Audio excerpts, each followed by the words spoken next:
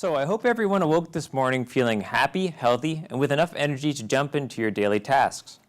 But today, I'd like to describe an alternate scenario, one where you wake up with a mild headache, and as time goes on, you seek out professional medical care. It turns out you have a stage 3 form of brain cancer.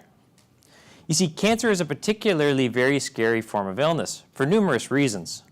For one, it's life-threatening, it's random and affects all ages, and even in the event that you do undergo a successful treatment for it, you may suffer the long-term side effects as a result of that particular treatment.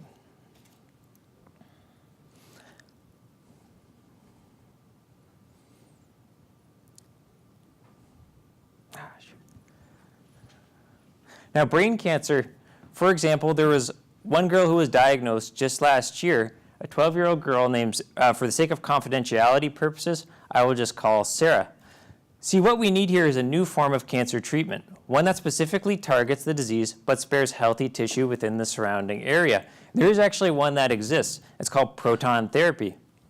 In comparing the traditional form using photons versus the new method using protons, the traditional method of photons is like deciding to use a sledgehammer to hit a nail into a wall. Yes, you can get the job done, but the problem is there's a high probability that you're going to cause damage to the surrounding area. But I do have to mention that there is one current problem with proton therapy, and it is that it has to do with the accuracy of the placement of the proton treatment beam. But I believe my research has a solution to this problem. Essentially what I'm doing is I'm inventing a new imaging technique to specifically increase the accuracy of the proton therapy beam. To describe how it works, it uses a phenomenon called chain physics interactions, where one interaction leads to the next and leads to the next. It's a lot like a domino-like effect. To investigate this imaging procedure, we performed experimental measurements on a proton therapy beamline and cross-validated these results with a special medical imaging software used to replicate all aspects of this imaging technique.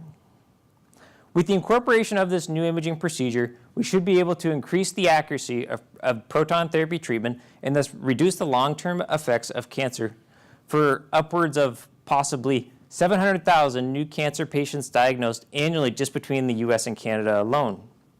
Now, as for Sarah's case, this could mean that she gets the opportunity to live a long, healthy, and happy life, waking up each morning with enough energy to jump into her daily tasks, just like you and me. Thank you.